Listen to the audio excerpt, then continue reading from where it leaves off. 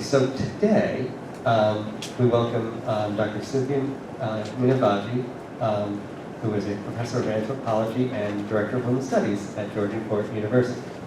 Please give a warm welcome to Cynthia Ninivaggi.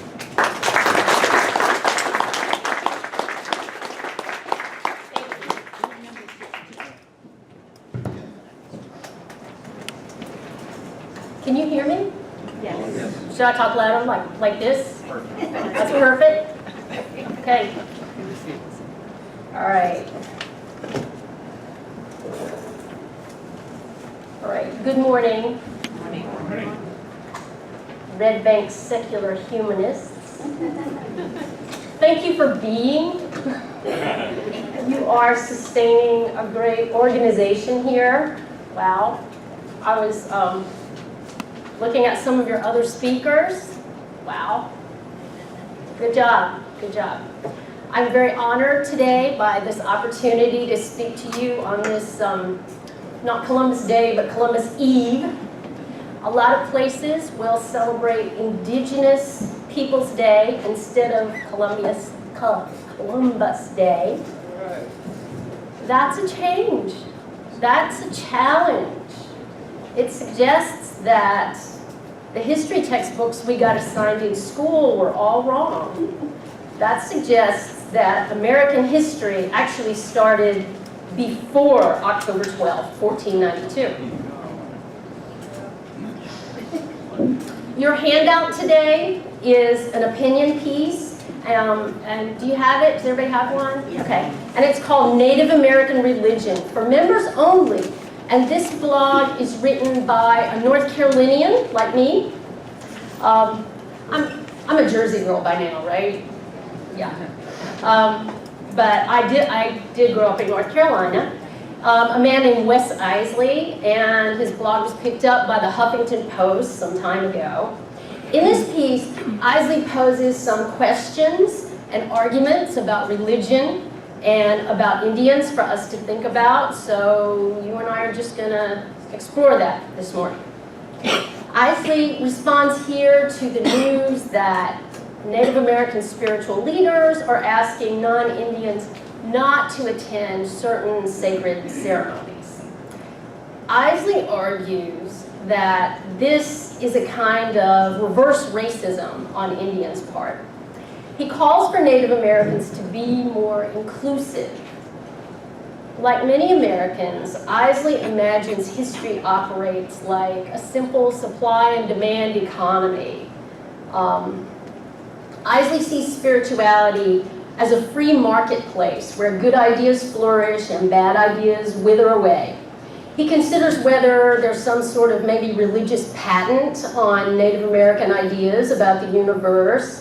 And he concedes that if that's somehow proprietary, you can just manufacture some new, more marketable knockoff brand, maybe, of Native American spirituality. You can just give it a new English name. And not only is spirituality a marketplace, natural selection somehow operates there too, because Isley urges Native Americans to evolve. So, I'm here today to offer you an alternative perspective on Native spirituality than you see in your handout. Assuming the clicker works. Okay, so everybody's done the reading now, right? Check. Yeah, it doesn't matter. Thank you, appreciate that. So, this, can you see? Not too great? A little better? Okay, good. So here we have this sort of iconic first contact image of Columbus, and it shows Columbus facing down some natives. The natives offer many sort of large gold artifacts, and on the left we have a large cross being erected. On the right, natives have thrown their hands in the air, they're running terrified from the ships. So this image recounts a very familiar story to us. What was the impact of the encounter depicted in this image? Who benefited? The encounter encounter filled the world's dinner plates. Everyone's diet changed. Native American foods anchor the world's great cuisines. Italian, French, Thai, African. The food not only tasted better, there was a lot more of it. And the result was a global population explosion of people in Europe and in Africa. And there was a population explosion of domesticated animals around the world. Animals used for meat, eggs, milk, hides, and textiles. We can maybe think about all those generations of Native American agricultural researchers, probably women. They developed all this good food that we enjoy every day. Monsanto and Hershey. See, I have, whoops, sorry about that. I'm not so great with this clicker, am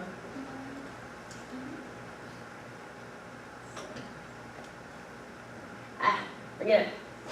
See over there? That is a cacao plant. That's where chocolate comes from, so I threw in Hershey there. So Monsanto and Hershey, Archer Daniels, Midland, and Cargill, and all their investors. I'm sure they think of all these grandmothers with great gratitude this time of year. Native American medicines like these were adopted by healers of all different ethnic groups in the colonial and Victorian periods. Most American medicine before pills consisted of salves and liniments and tonics that were adapted from Native American remedies. There were endless forests filled with lumber. They were filled with furs. There were seas filled with whales, and there were waterways gorged with seafood. Just to your east lies a dying ocean where Englishmen once reported catching oysters measuring 12 inches across, and lobsters measuring 5 feet long. In the earth, there were minerals just for the mining. Tobacco, and any North Carolinian my age can remember the central role that this industry and this plant once played in our lives. Everybody here today got here on 4 rubber tires, and these are rubber trees being tapped, and these Indian men here in heavy chains are rubber plantation slaves. The technologies, the resources, the products, the food, the drugs, and the forced labor of Native Americans underwrote both the Enlightenment and the Industrial Revolution. And there's one thing we must remember. So much gold and silver was shipped from the Americas to Europe that it destabilized the entire economy. It disrupted the entire world order. Enlightenment philosopher Jean-Jacques Rousseau also helped a lot with this disruption of the world order, and this is his book, one of them, Discourse on the Origins of Inequality Among Men. The noble savage is depicted here on the frontispiece. This idealized savage points these European intellectuals away from their dark and filthy city, and he's pointing them or showing them into the light of natural liberty. Our founding fathers here in America read this literature of freedom, and it made them think. And they set themselves to paraphrasing and tweaking and editing. They were working from the Iroquois Confederacy's legislative practices. They borrowed several very interesting procedures, one of which is impeachment. The resulting document is the one we call the U.S. Constitution. So these are just a fraction of the benefits of the encounter, extended primarily to white people in the United States, but further extending to people of all ethnic groups elsewhere in the world. So before we evaluate the level of our entitlement to take or leave Native American spirituality, which is what Isaac kind of challenges us to do, let's consider also what happened to Indians in this process. Paleodemographers like Russell Thornton report that life expectancy for pre-encounter Native Americans compares very favorably with other pre-industrial populations. They actually had a little bit longer life expectancy than Europeans at the same time. A lot of Puritans commented on the disease-free life of Native America. I don't know how much paleodemography you all read, but I am going to share with you, this is a spoiler, the very best quote in all of paleodemography, okay? And it's from an English observer, Thomas Wood, in 1634, and this is the most Puritan thing you've ever heard in your life. I love this quote for some reason.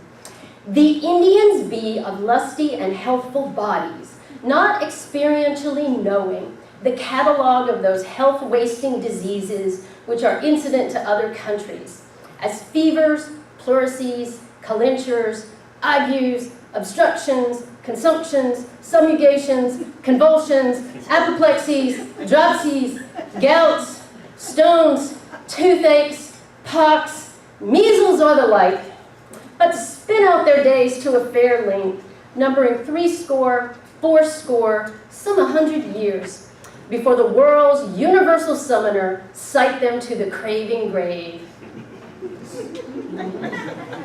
Why do we like that? I don't know. But here in this chart, actually, you see that the craving grave starts to capture most Indians prematurely. And you can see that the Native American population reaches nadir, its lowest point, about 1890 before it begins to rebound. It's a different chart, and the x-axis follows the same time period, tracking non-Indian population growth in what is now the mainland United States, the lower 48. The axis on the bottom there, you can see it follows the same time period, but the y-axis is on a different scale. Of course, there are many millions more sort of non-Indians today in what is now the mainland United States than formerly. So here's both charts side by side. So you see, the encounter resulted in the near genocide of North America's original inhabitants. In what's now the mainland United States, there were approximately 8 million people in the 14th century, and by 1890, Native Americans were widely understood to be near extinction, their numbers reaching a low of below 200,000. Isley states in your handout that religion once kept Indians and non-Indians apart. And he seems to be under the impression that the First Amendment has always guaranteed religious freedom to everyone. But the First Amendment is just like the Second. Its provisions never applied to everybody. Native American spiritual practice was criminalized for almost all of U.S. history, despite some recent reversals of federal policy, despite the passage of federal laws that actually protect Indian spiritual practice. It's still, in certain aspects, criminalized. In 1819, the Indian Civilization Fund Act created a congressional fund to convert Indians to Christianity. That was what the dominant society considered civilized religious behavior. The act allowed and paid for Indian removal westward, away from European encroachment on Indian lands. And this painting depicts the eviction of a Cherokee family from their home in Georgia. This painting depicts the Trail of Tears, a forced march in which 1/3 of the people died. Later, there are similar death tolls on the forced marches of the Diné, also known as the Navajo, from Arizona to New Mexico, and these are known as the Long Walk. These removals, both remembered and forgotten today, came in spite of assimilation to English customs and language, including church-going and Christian observance. Any behavior could be deemed religious and therefore a threat to Christian hegemony. Often Indians did resist removal and genocide through religious practice. We can talk about that later if you like. But whatever the levels of accommodation or resistance might be in a particular community, these removals played a very large role in the genocide of Native Americans. So religion has played the pivotal role in the American Holocaust. The criminalization of Native American religion intensified throughout the 19th century. Starvation and imprisonment are formalized policies here. They're punishments for dancing, there on the left, or practicing medicine on the reservation. On these reservations throughout the country, Christian denominations of all kinds were funded by government authorities to stamp out Native American spirituality. There is a deadly serious intent here to make sure no Native American spiritual practice survives. No behavior emerges to fuel any Native American resistance to assimilation into white society. And that's assimilation as a racialized underclass, of course. Boarding schools were established towards this end, and these schools were located very far from reservations. And here, Native American children were placed en masse by white authorities against the wishes of their parents. This is a famous before and after image from the Carlisle Indian School in Pennsylvania on Admission Day. Pennsylvania is very far from these boys' home in South Dakota. Generation after generation after generation of Indian children were taken from home and sent to boarding school. Boarding school Indian children were harshly punished for speaking their language or engaging in any Native American cultural practices, particularly spiritual ones. And in these total institutions, Native American children were molested, whipped, locked in cells for minor infractions, and they were trained for low-wage labor and domestic servitude. And all this was done in the most appalling conditions of deprivation and emotional isolation. And those are the well-documented results. None of this is getting any better. Native Americans have the highest rate of poverty of any ethnic group. They have the lowest graduation rates of any ethnic group every year, the highest rates of addiction. They have the highest rates of youth binge drinking, drug abuse, cigarette smoking. They have the highest rate of mental illness. They have the highest rate of suicide, and climbing fast. They're most likely to be victimized by violent property crimes, molested, raped, burglarized, assaulted.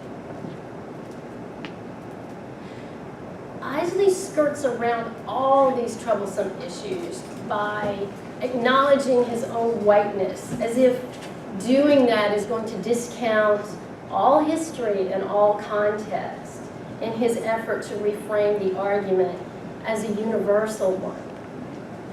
Only claim I make, he says, is that what little I know of American spirituality stirs my soul at a deep level. Similarly, feminist scholar Andrea Smith talks about asking her own students in her Native American Studies classes who wanted to practice New Age spirituality, just as Isley does, what responsibilities they might incur to these Indians who generously fulfilled their spiritual needs. And she reports they never even thought about it. She writes, "This practice of taking without asking, the assumption that the needs of the taker are paramount, whereas the needs of the one being taken from are irrelevant, mirrors the rape culture of the dominant society." Raina Green, in it's an article called "The Tribe Called Wannabe, Playing Indian in America and Europe," argues that playing Indian is a universal and deeply rooted American experience. You can maybe think about your school plays or other performances. I had an Indian princess costume when I was a little girl, a fringed vest and skirt, something like this. Europeans play Indian a lot. Germans do, the French do. In New Orleans at Mardi Gras time, African Americans dress in Indian. and they convene in their tribes, and they compete in singing and dancing. Green writes, the performance purportedly done out of a stated and implicit love for Indians is really the obverse of another well-known cultural phenomenon, Indian hating, as most often expressed in another deadly performance genre, genocide. To play Indian is to control the meaning of the Indian story. Green would also say that playing Indian requires real Indians to be dead or imagined as dead. You'll note in that handout the subtle way in which Isley follows the same kind of cultural script that we're all taught to use. The spirituality of Indians is imagined as this static and essentialized thing of the past. But a good history book could tell you that Native American spiritual practice was fundamentally altered by everything that has happened. But for Isley, what is Indian is by definition frozen in the past. And only white adoption can reinvigorate it and make it relevant again. This professed admiration for Indian values is always offered as the excuse for playing Indian. Deloria echoes some of Green's analysis in his own book, Playing Indian, and he writes, the tendency of New Age devotees to find in Indianness personal solutions of living the good life meant that Indian others were imagined in almost exclusively positive terms. Communitarian, environmentally wise, spiritually insightful. This happy multiculturalism blunted the edge of earlier calls for social change by focusing on pleasant cultural exchanges that erase the complex history of Indians and others. Isley tells us in his own that his own culture sort of lacks certain values and he needs to borrow them from indigenous peoples. And a lot of people, in fact, seek out indigenous religions to satisfy this need. And I've been thinking lately that maybe a new version of this might be the ayahuasca tourism boom. And if you don't know what that is, ayahuasca is a hallucinogen, and you can maybe see from the slide, it's marketed in exactly the ways you'd expect. White people purchase this scheduled spiritual transformation, and it takes place in nature, They're shown communing with native spirit guides who are very happy to see them and validate what they're trying to do. And there's lots and lots of pictures like this of mostly naked white people wearing mud. I guess that's the usual sort of implicit promise of sexual gratification. I mean, it's partly just tourism, right? But tourism is a good site for us, to kind of think about race and privilege. Our boundaries get shifted there, those boundaries between work and play, between home and strangeness, between civilization and nature. How do we behave on those boundaries? And what does that say about us? I think that all of you will maybe be wondering too about the more practical side of this conversation. And so I do want to say something while I'm still talking about the difficulties of Native American practice now. And what is it exactly that spurred these Native American leaders to say, let's make some of these dances Indians only. I want to say a word about that because I think it shows why Isley misses the mark when he compares Native American spiritual practice to yoga or Tai Chi or meditation. Native Americans don't proselytize. They're kind of like Jewish people. They're never going to leave a pamphlet on your doorstep. They're never going to ring the doorbell and get you out of the tub or anything. There's two types of religions. Universalizing religions like Islam and Buddhism and Christianity all have sacred texts and charismatic founders, and they all seek more followers. But other religions are ethnic religions, none perhaps more so than indigenous religions, which are tied to a particular place. So you can be a Christian anywhere, but that's not true for Indian religions. You're either practicing as part of the community or you're not. And that idea leads, by the way, to some very interesting ideas about justice that criminologists are actually starting to revisit. For Judeo-Christians, justice is achieved by adhering to and trying to get closer to unchanging abstract principles that are written down in a book somewhere. But for other cultures, it really isn't that. For them, justice is about proper relationships. So ethical behavior is about proper practices. When bad things happen to good people, and all cultures have to figure that one out, right? Justice is achieved through action, action that restores those relationships. It can't just be like a punishment doled out by the state. That's not justice. Justice is more about fulfilling your responsibilities. At a very practical level, if you just look at what Native American spiritual leaders are kind of up against, for me, Christmas is December 25th. I knew that way back when, and my whole life can revolve around it, and it actually does. My whole culture revolves around it. But Indians can't know exactly when people will be called together. So that makes it hard. Knowledge, I'm a social scientist, so more and more knowledge is good, and more dissemination of knowledge to everybody who will possibly listen is good.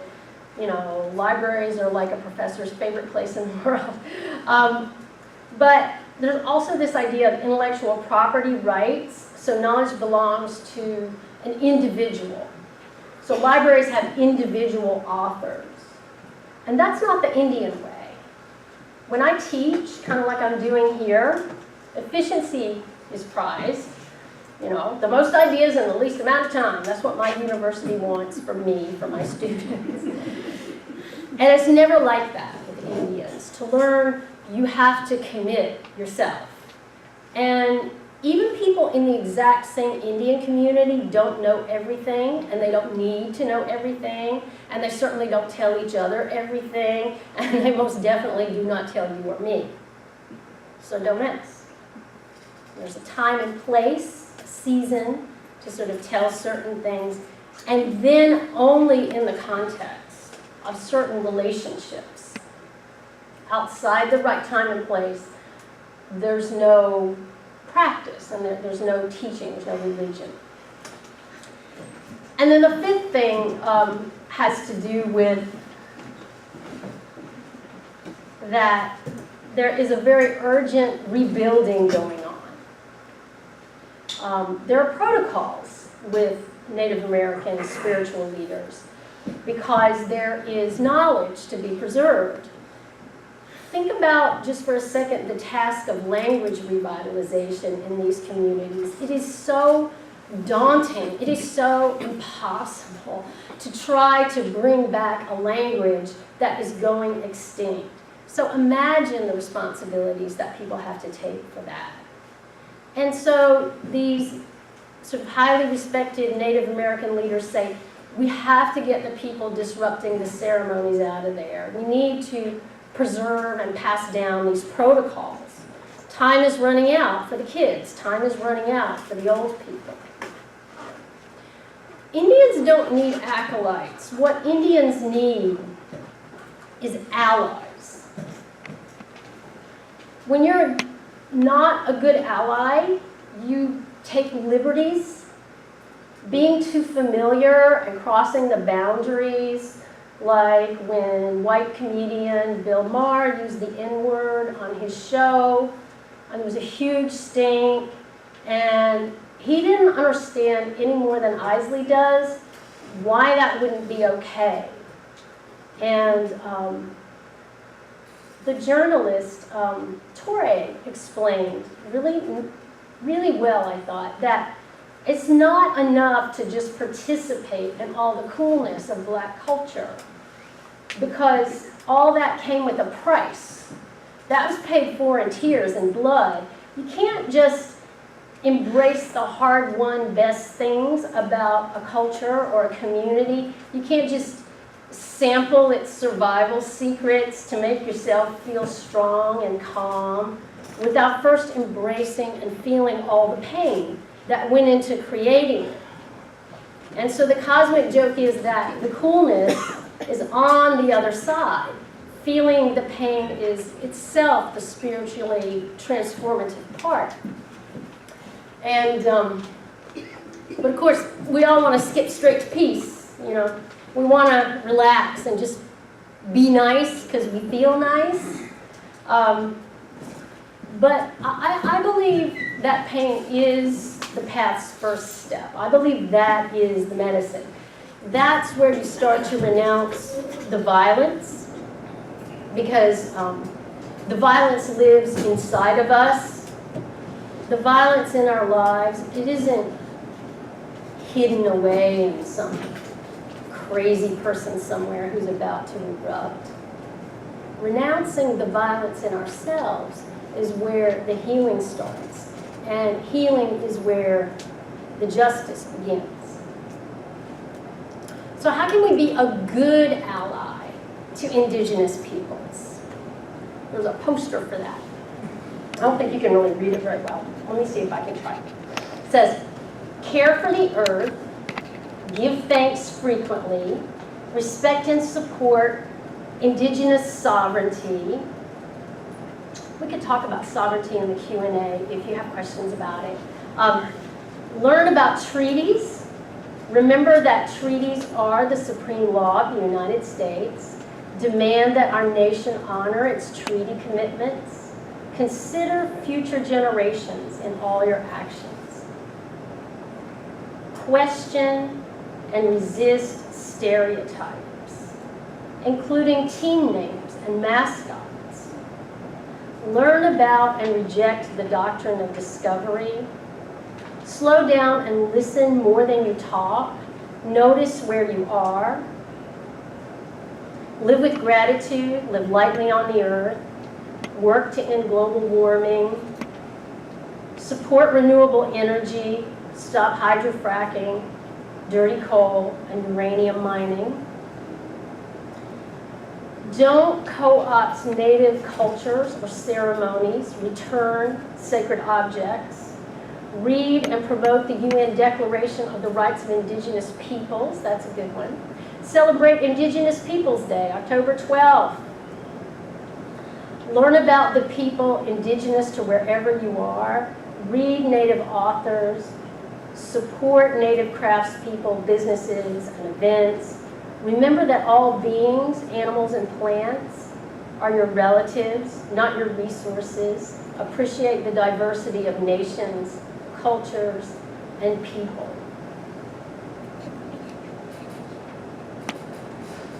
Did you notice that attention to particulars that Isley kind of invites us to dismiss? Learn about the indigenous peoples wherever you are. My students would say they don't know any Indians. So I've always wondered this, because I'm a transplant. Is there nothing to learn about Indians in Manasquan, Manalapan, Manahawkin, Manaloking, the Matitakom? What about Piscataway, Pennsauken, Pompton Lakes, Picketton, Perth Amboy, Rancocas, Ramapo, Rahway, Rumson? Or maybe you live in Watchung, or Wanamassa, or Weehawken, or Wawayanda, Secaucus, Squonkam, Shippecanock, Absecon, Aquakanok, Assapeink. Where exactly do you live? This poster talks a lot about listening. It talks a lot about learning, about the continuing struggle for Indian sovereignty. It tells us to be an environmentalist. And I bet a lot of you are environmentalists, and I can promise you, you have no more effective allies right now than Native Americans. Purchase and enjoy the art and literature that Native Americans willingly offer for sale. Stop looting archaeological sites and protect them instead. Pay the taxes to do that. Maybe it's about time we claimed our real American heritage. Maybe if white people didn't try to play all the parts in blackface or redface and control the meaning like Green says, maybe we could see the treasure in our own backyard. Mostly to be a good ally. Think about the future. Think about future generations when you speak. I love that. When you act. Thanks for your attention today.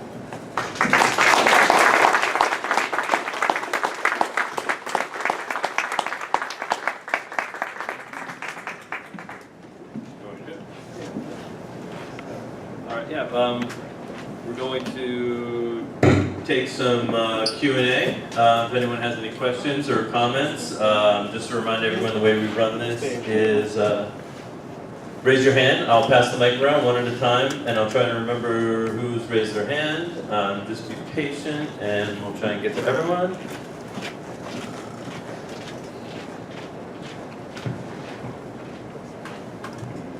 How can we accomplish everything that you suggested in your concluding remarks when our own government and our own powers to be, including the major corporations that run this country, are set against it? See the Standing Rock situation. And the Indian lands and Indian resources are forcefully taken away. And just about less than 100 years ago, the oil from Oklahoma was taken by force by marrying into Indian families and killing the spouses by the dozens with no government intervention whatsoever. And currently, all over North and South America, the women are being raped and killed by seemingly unknown persons because there is never any thoughtful investigation. And the last point I'd like to make is that this is not a purely American problem. This is rampant all across the world. See the Ainu people in Japan, the South American Amazonian or Mapuche in Chile, or Peru or Bolivia. This is a human problem. And maybe we need to look inside ourselves as human beings. And finally, how many Indians are left in North Carolina, if any? I'm afraid I don't know the exact population, but North Carolina does rank not as high as Oklahoma, but other states, pretty high in other states in Native American populations. Although it is controversial that Lumbee Indians aren't federally recognized there. But that is a very small point, part of what you're saying there. I really appreciate how well informed you are and your broad view of that issue. I'd just like to explain a little bit about the doctrine of discovery, because that's all the other things I was well aware of. I'm not sure what that refers to. It just refers to, exactly what we celebrate on Columbus Day, the notion that America was discovered by Columbus. I talk about, I ask my students to remember their history books, and I ask them where they began, and there's maybe a little tiny section in the beginning acknowledging that there were people here before Columbus, but really, boom, the clock strikes, it starts ticking in 1492. So that's essentially, the language and all that. With the quotes, I just wasn't sure. Yeah, I think you know exactly what that means, yeah. Okay, so I like the poster you posted at the end, but I felt that the entire part of your talk prior to that, there was a lot of conflict between, letting, I'm trying to figure out how to phrase this, but for us not to embrace other cultures that, just as he said, through the history of mankind, invading cultures move into an area and take over and change everything culturally. And it's always amazing when you see some portion of that overridden culture come back through and rise up. Christians that have Christmas trees, that Christmas tree is a huge part of American Christian culture, and that way predates Christianity. So here we had the pre-Christian cultures surviving in one little aspect that has come through. So Native Americans were invaded, they were taken over, their culture has been decimated, their population has been decimated, but if they're going to survive through religious beliefs or spiritual beliefs, or how am I supposed to buy a trinket and support their economy if I'm not embracing that art as something that's beautiful? If I'm not embracing, if I'm buying a trinket that somebody's selling, I'm acknowledging, is that disrespectful then? So I just feel like we can't see ourselves as, we're all multiracial. So to not open our minds to every idea that's out there isn't stealing an idea. When you embrace an idea, you're embracing it out, because it's a better idea than the one you have, that you think at the moment, until a better one comes along, and that's what we do. So it's not disrespectful to steal an idea. What do they used to tell you when you were a kid? Your mom used to say, imitation is the sincerest form of flattery. It's true that American culture is an amalgamation of lots and lots of different cultures. That's absolutely right. And I think what the people who made the poster were talking about was that that they would encourage you to purchase Native American art or literature, crafts and so on, but not necessarily from, Eats Meet, what's that store, East Meets West at the mall, with the stuff in it. Not necessarily from there, to sort of think about what's authentic. I mean, there's no reason why you couldn't buy, a beautiful pot or rug and enjoy that in your home. And, all art speaks to the spirit, for sure, just like I think you were saying.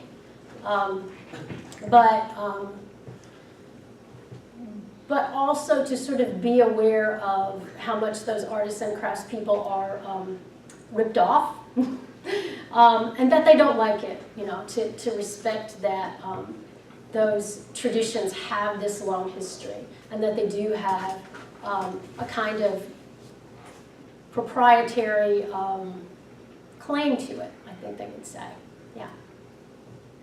Yeah, I would just say that and you can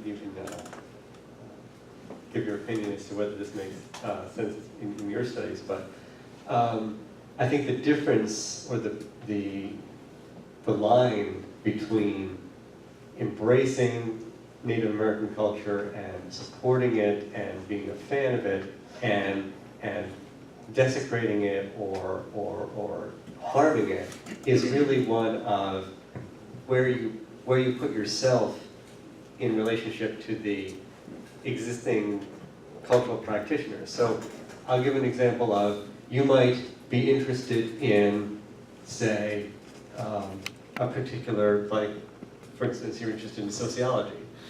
And you can take a sociology class, the university will gladly teach you about the subject, but you can't just march into a faculty meeting and say, hey, I want to participate. Why are you kicking me out? Why are you not letting me participate in your thing? Every community has standards by which they sort of self-select and select their members. And for non-native admirers to adopt certain cultural artifacts and certain ceremonies is a grave insult to these people.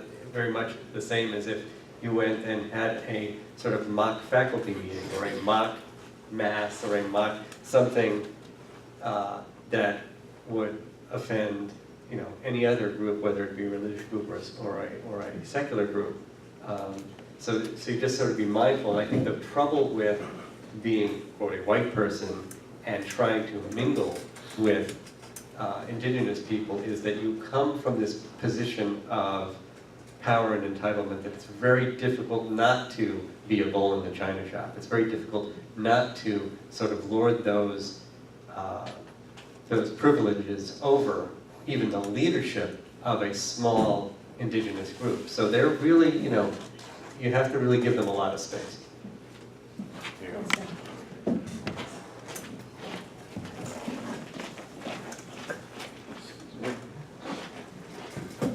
Thank you, Cindy. That was really good. I think one of the things that we have to really remember is what is continuing to happen now.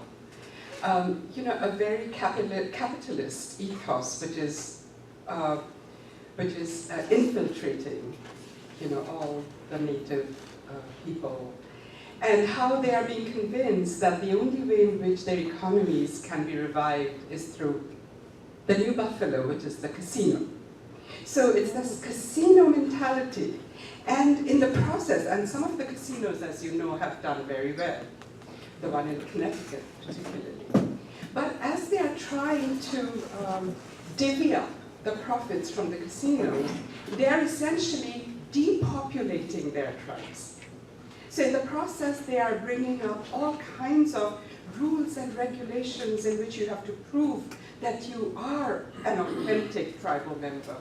So in a way, this insidious, what should I say, culture, which is so a throwaway mentality, in which if you can't prove your authenticity, if you don't have anything to give to this particular way in which the communities are functioning, you are dispensable. And so, in a way, because of this this ethic that, you know, communities are being disseminated, you know, decimated by their own kind. So I think ultimately we really have to question the system. And you know, this is what I always come back to, that we have to talk about the economic system which benefited from stealing the land, enslaving black people, you know, the creation of the original wealth of Europe and America came from here. So, and that is essentially a continuing process.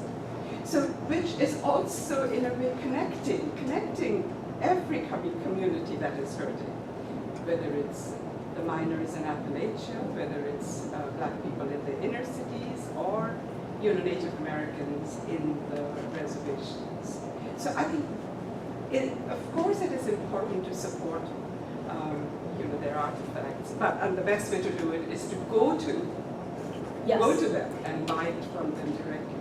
I agree. But in the meantime, those are the conversations we have to be having, is how do we build solidarity? How do we build solidarity to fight the system, which is really becoming more and more dangerous by each passing?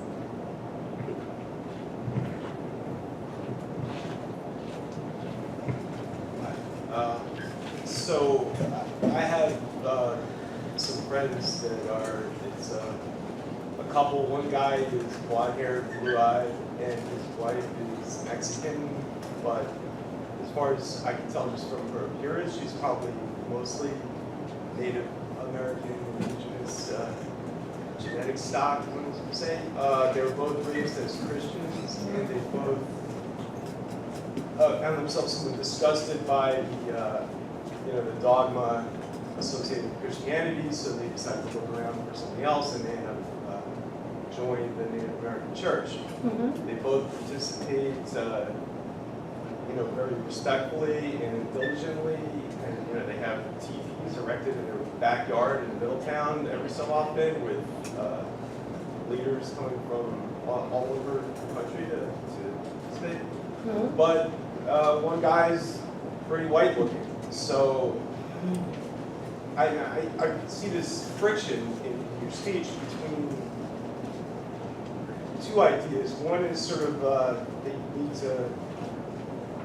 you need to show respect rather than some kind of arrogant appropriation, but the other one verges on a sort of you gotta have a certain drop of blood to participate authentically in a certain kind of idea or culture. And I think that's a very dangerous idea, and it can often be offensive. Like, who has the right to participate in these religious ideas? Do you have to be born into it? Because what if somebody is full-blood Native American, but they own stock in uranium companies, and they have a completely materialistic idea, and then there's somebody else who basically wants to get closer to nature and learn something more about harmony. So who has more of a claim to join a ceremony? And I haven't heard a good answer to that. Well, I think the Native American Church is in a better position to kind of sort of pass judgment on that. You know, and that kind of gets back to what I'm talking about this notion of authenticity and kind of being frozen in the past, what have you, kind of bypassing all the thorny political stuff, complicated stuff, and just give me the yummy stuff, the good stuff kind of thing. So yeah, I think it's up to the Native American Church to decide, to whom membership is open, I guess you could say. And it's up to, and this kind of goes back, I guess, to the notion of sovereignty, who does get to make these kinds of decisions about who attends kind of specific ceremonies and all those kinds of things. And that really is about respecting the sovereignty of the tribe itself, of that nation of people. That's something that they decide for themselves at a very high level. But isn't that true? Isn't that what's going on today? Or are there cases where people are allowed to march into a ceremony? I don't know of any. Yeah, traditionally, yes. I mean, they really couldn't.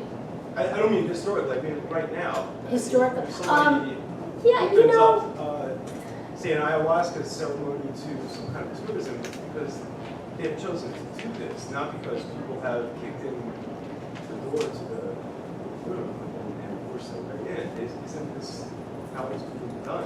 Yeah, the ayahuasca tourism trade is definitely people knowing how to make this compound. It's like a compound so that you can tolerate the drug in your body long enough for it to do its thing, right?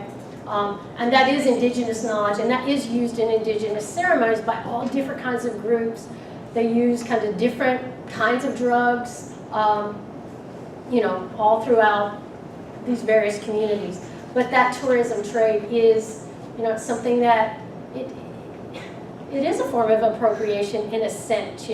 The people that it's marketed to are promised this sort of spiritual experience. And I'm sure different people go there for kind of different reasons. And I'm not saying, that going to an ayahuasca resort and caking yourself in mud and, and taking the drugs, have at it, dude, whatever. Well, that's my American attitude. I do know people who have done this. Right. And I think that's an unfair characterization of how they approached it. Probably. They were extremely serious about it. They didn't cake themselves in blood, and they Good. went for very kind of spiritual Yeah. motivations and came out changed. Mhm. But this kind of leads me to my second point, which is if these traditions and worldviews are valuable to the Native Americans, and I use that in an uncomfortable sense because what is a Native American? There are so many radically different religions and cultures and even ethnic identities within that umbrella term. If they are so important and they're worth continuing and perpetuating, why would they want to limit them to tiny isolated enclaves? Wouldn't Native Americans be much happier if everybody within North America were to embrace their lifestyle, rather than our exploitive, Protestant work ethic driven destruction of nature? So it seems to me like they should be trying to proselytize, trying to push out these ideas to a wider group, rather than trying to restrict it and say, well, you know, you've got to be fully American to come here and do this. I agree with you. I think that's a really good point. And I think in the sense that they're proselytizing, what they're doing is reaching out, of course, across tribal boundaries, reaching out to other allies wherever they are. They're engaging, like through the United Nations, for example, to definitely to try to use the collective power of, you know, you talked about how many indigenous groups there were in the world, and to sort of try to collectively move the world in that direction for sure. And you're right, spiritual values definitely shape those conversations, and we can have those kinds of ecumenical conversations. But that doesn't necessarily mean that, you know, the most sacred ceremony, you know, of the Lakota people, for example, should be just sort of open to everybody. Because traditionally, you know, it doesn't take place in like a secret room or anything like that. You know, it has kind of taken place out into the open, and there have been kind of problems with it, even with like regular powwows to which anybody can go. You know, sometimes people don't behave very well, you know, and so I think they're kind of up against those practical questions that you're raising, and they're wrestling with them, and they're wrestling with them kind of out in the open where everybody can hear, everybody's kind of weighing in on it.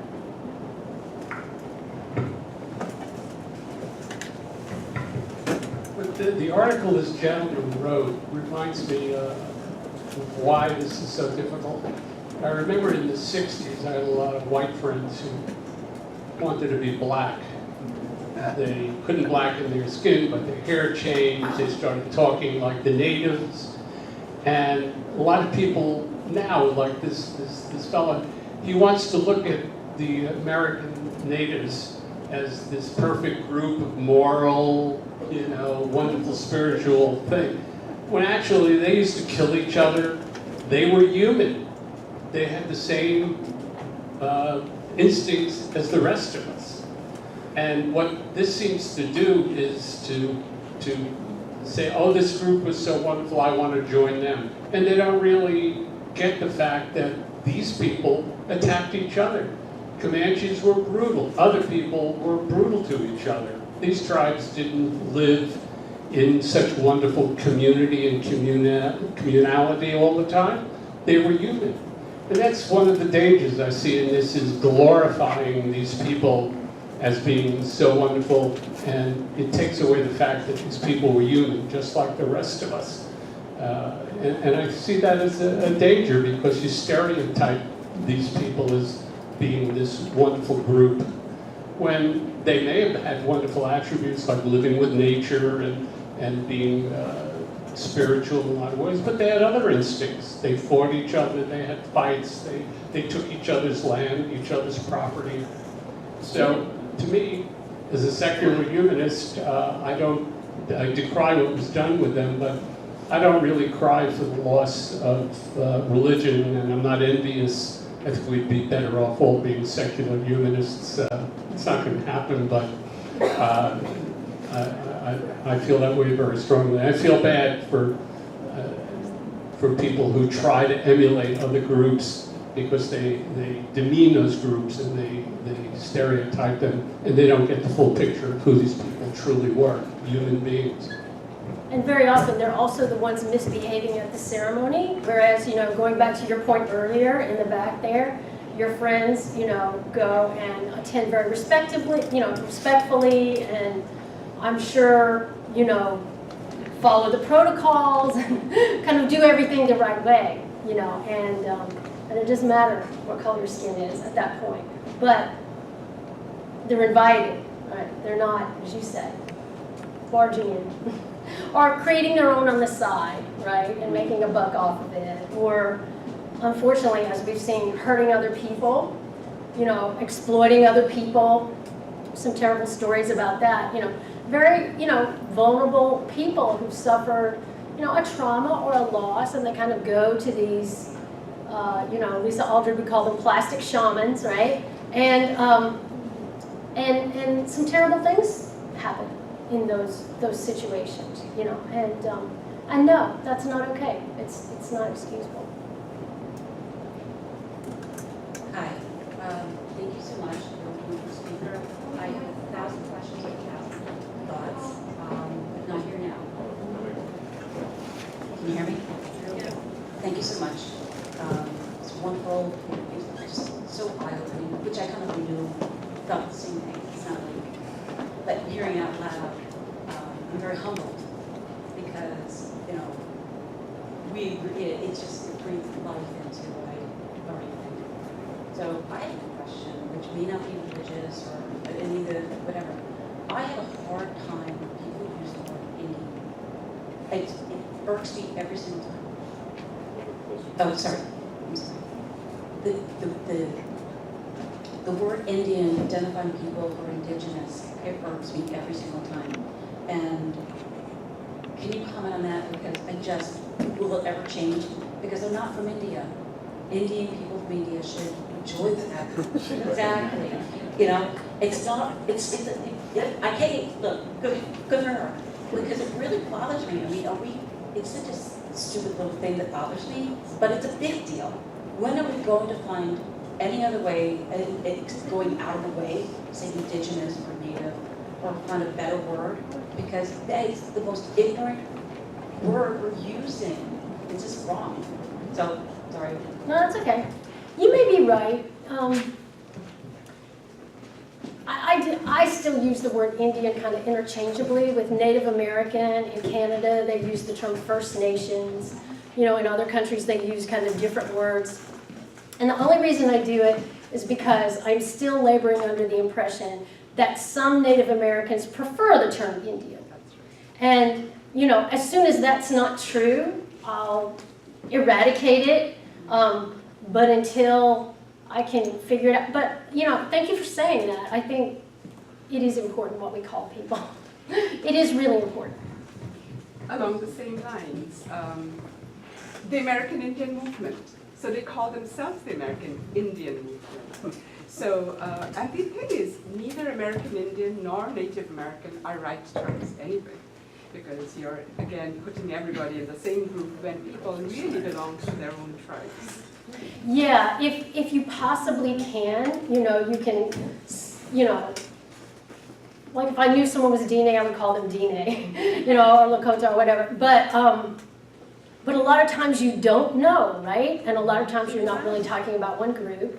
And a lot of times people have ancestry in 2 or 3 different groups.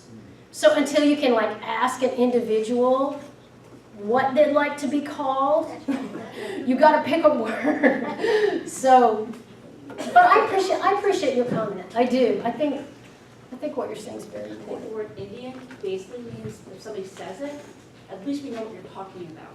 I just think it's an identifier, that's all. But it would be nice to become something different, so just, it's bad language.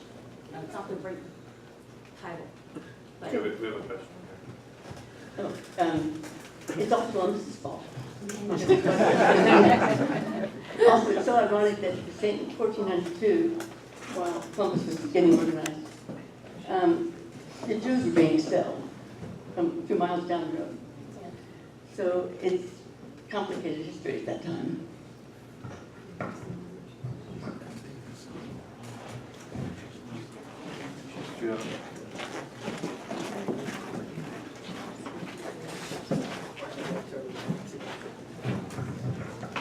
We've been talking about Native American spirituality. It's a vague, nebulous term. Do you think, I mean, because we're talking about a vast continent with numerous tribes. So when we're talking about spirituality, are we talking about a religion here? Do you have a definition of Indian belief as a religion? And if so, if the answer is yes, how does that relate to humanism? There's been a broad spectrum of discussion, mostly anthropological. I'm just wondering, spiritual. Did the Native Americans go, we're talking about ceremonies, but it's in effect, the same principle as going to church here. Did they pray for divine help? Were they looking beyond themselves for solutions to their problems? Were they, in fact, just another religion that I personally disavow as an atheist? That is a really great question. I really don't think I can teach this audience anything about humanism. But I would stick to anthropology, I guess, and I would say that that there are distinctions between. It depends on what you mean by religion. I mean, it's a word that we, again, you know, we're talking about sloppy language. We kind of throw it around and we use it interchangeably with spirituality and so on. A lot of people will talk about how Native American spirituality is not distinct from everyday practice and everyday life, and that it's kind of woven into other practices, other traditions, other customs, other knowledge, right? In ways that you and I would not distinguish as spiritual or religious, if that makes any sense.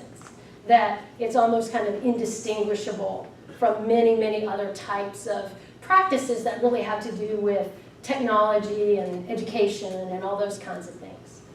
So I don't know if that's a fabulous answer to your question, though. I'm afraid I'm not going to do well on this essay. Yeah, sure. So here's how I'd answer that question.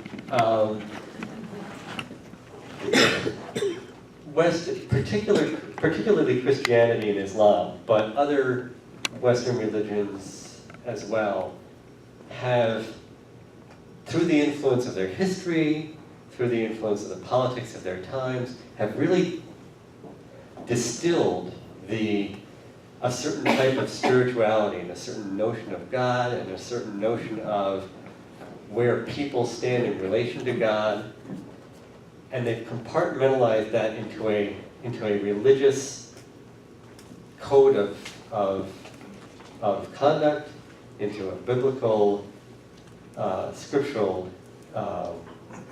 document, and most indigenous religions and even more broad religious traditions, what we would consider religious traditions in other parts of the world, are not as not only not as codified, but not as distilled and set apart. So in our notion, I mean, we as an organization try and push for separation of church and state. But that's part of a long tradition where church and state were very sort of distinct, going way back into European history. And so we build on that by saying they should be separate, and that sort of makes sense to us.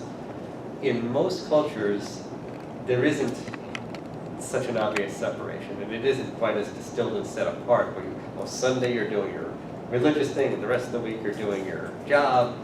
It's not as distinct as that. And that's why I think when people look at Buddhism, people even question whether it's a religion. They say, well, there's really no God. Maybe it's almost like more of a philosophy.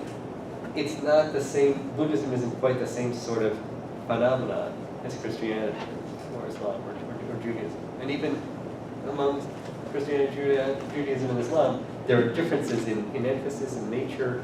And so you can't just treat one tradition as being that you can sort of pull one at, unplug this one and plug this one in, and it sort of serves the same function. So I think as a secular humanist looking at a Native American beliefs, Native American traditions, there are aspects that I would say are spiritual that we would sort of cast a critical glance at, and others that are much more just an ethos, a code of conduct, a viewpoint, the sort of words that we use for our own viewpoint, worldview. And so, I think when looking at it, there are some things that we can very much applaud, and other things we can say, oh, well, that's sort of reformed or whatever. But, it's not quite the same as Christianity. And that's sort of our template for what religion is in this country, but it's just one. I use religion just as an overall term to ask if they relate to God the way other religions relate to this God, to interfere in what's going on a daily basis, usually for their benefit. And not how this church relates to the state, or that church relates to the state, but how they look at a supreme being to come and help, you know, to modulate the things in their life that will either, as I said, benefit them or not. Religion, it was just the use of a word for the lack of a better word. Yeah, I think when we were discussing this topic and having the speaker come in and talk about this, we were also thinking about how humans are constantly searching, you know, for an answer or for, you know, the answer, divine intervention or help or not, or, you know, logic and reasoning and stuff like that, and how people are co-opting these traditions and as their own without respect to the indigenous people, and it's like the shiny item, you know, like, ooh, that's shiny and nice, like I want to do that, without going through all the turmoil and troubles, and whether it's indigenous people or Native American and trying to adopt that because it's cool, or you know, Christianity because you think, you know, that whatever they're selling is interesting, and what, you know, we're selling is logic and reason and understanding, and how people might be able to find solace in that, you know, and how we're all searching for the answer, and here we all are.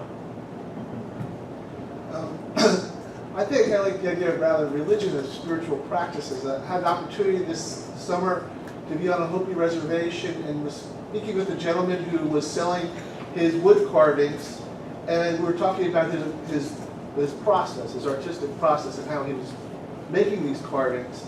And it was very interesting in talking to him because he was talking, you know, partly technical about what he did and how he did it, and then all of a sudden he would be talking about how he would pick up pieces of wood that would speak to him, and that he would wait. He said, he showed me a piece of wood that was sitting on his table. He's like, I'm waiting for that to tell me what it's going to be. And then, you know, and then he was talking about, you know, some of the artwork that he did and how it represented, you know, the balance as represented in the Hopi universe. And then we were talking about how much he was going to charge for each of these pieces. And I thought it was very interesting. A Western artist would make very neat distinction between their artistic process and how they approach their art, as opposed to, say, if they were a Catholic or a Methodist or something along those lines. They might make the same, well, you know, I'm not religious, but I have this artistic process. And for him, it struck me as it was blending all together, and that it was about, he started talking about his father, who happened to be in one of those schools, and talked about how he learned carving from his father, and how he thought about, you know, his ancestors, and some of it represented his ancestors.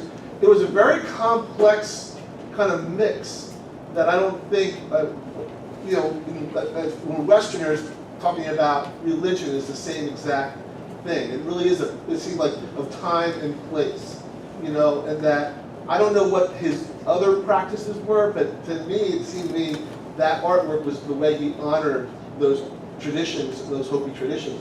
Can I just add something to what Steve just said? That I don't think they have an idea of God like a white man with flowing beard and hair and all that stuff. I don't think there is, you know, I don't think there is a concept of what this God is, who this God is. But I think it is mainly an idea about human nature, about the universe, about every aspect of the world, which sometimes, you know, is mind-boggling how it functions. So I think it's more of the mystery than a definite idea about somebody controlling it. You know, I think that's the way I look at it. I don't think there is a God that they are singling out. But this whole mystery about the universe, which I think boggles the mind of even an atheist like me. I just want to thank you very much for your talk. I enjoyed it very much. There's a lot of ideas to unpack, certainly in the whole presentation. But one thing that definitely struck me is the use of this term sacred. And as I understand secular humanism, ideas and philosophies, sacred is something that's important to the community. If nothing is sacred, all ideas should be up for scrutiny and debate and revision. And the sense that I get, and this could be wrong, but the author of the poster is attempting to have other people adopt the same sense of sacredness as that community. And I don't think that's possible, especially if you can't be a part of the community and understand all of the nuances from the inside. And then on top of that, I kind of get the sense that obviously those communities don't like their ideas being co-opted, but there's an underlying assumption, at least in my mind, that when an idea is borrowed, it somehow becomes illegitimate. And that doesn't necessarily fit into what I understand as secular humanist a value, where an idea is supposed to be, it can be adopted and changed and modified into something better. So, and then as an extension of that, even there's this idea that just there's so many things to unpack about this.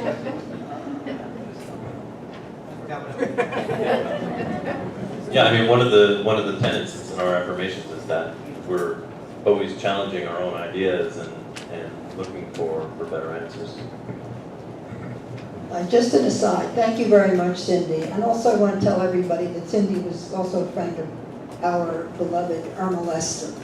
So I just have to get that in there too. I remember what I was going to say, sorry. So in trying to understand different groups, there's a lot of lists from various groups. Oh, don't do this, don't do that. There's a lot of don't lists, but there aren't too many practical do lists. And I think that's one of the things I find lacking in a lot of these types of discussions is, okay, don't co-opt certain ideas, don't try and make a buck by, fabricating some artwork that's like a different culture and trying to pass it off as authentic, that's all, I agree with that. Authenticity is very important, but in a practical sense, it may be difficult for a group or people who, or as an individual really, not groups, I don't like to use the term group, but as an individual, I might like a particular culture, and my only access to it, at least initially, might be at a store like East Meets West. And I see a little, piece of art that I'm like, that's really interesting. Maybe, I will know personally this is not an authentic piece, but it might be a doorway for me to say, okay, now I'm going to go and look up something, more authentic, something real, do some research. I guess you can always just turn a negative into a positive, and that's it. How many tattoos of yin yangs are there? I don't think that it's necessarily terrible to shop at East Meets. I'm not saying it's like a sin or anything like that. Just like, your story reminds me a little bit about a woman who grew up in Amsterdam. She was an adopted child. She was Native American. She was one of those Native American kids who were placed by to European parents. So she grew up in Europe, which happened to a lot of Native American kids, by the way. But it was always like such a weird thing to see these people who look exactly like American Indians, and they're just like speaking in these accents or what have you.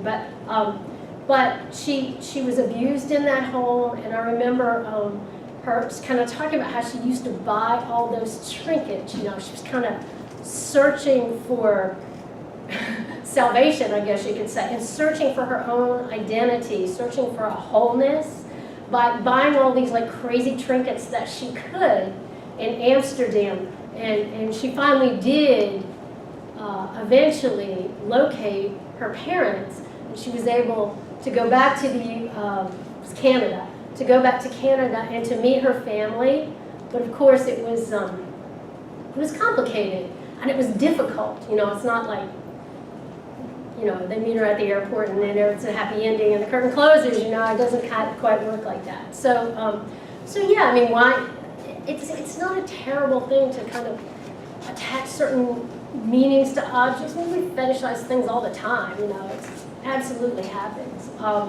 That other distinction that we were talking about, the sacred and the profane, I guess I would just only say that Native American culture, or even other cultures in general, really, like a lot of other, they kind of challenge us with that distinction, right? Our notions of the sacred and profane and what that means, right, are very much challenged oftentimes by what we see, you know, once we get outside of our own sort of familiar language and environments and so on. I think what I was trying to say, not quite eloquently, is that as a secular humanist, I believe that ideas are not sacred.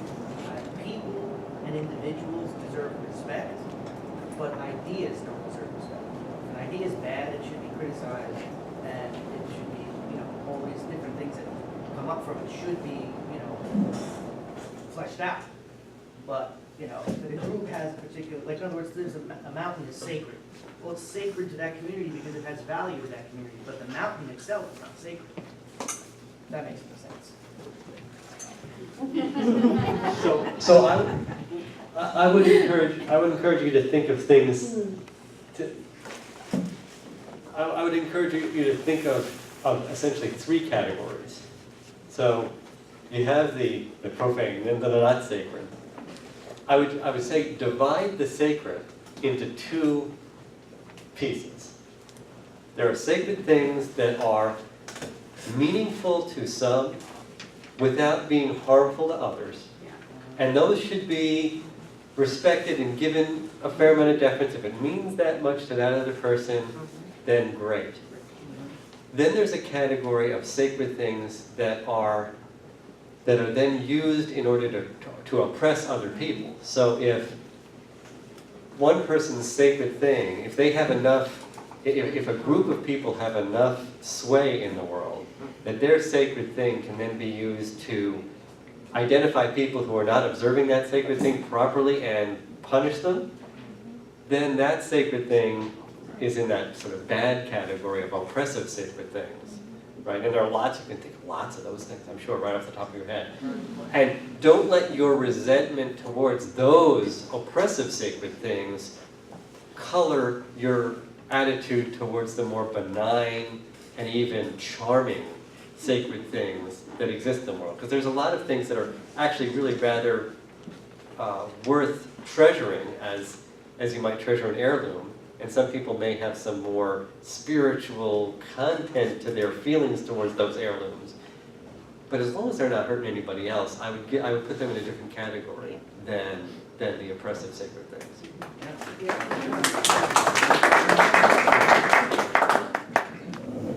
You wanna? I'm gonna give it.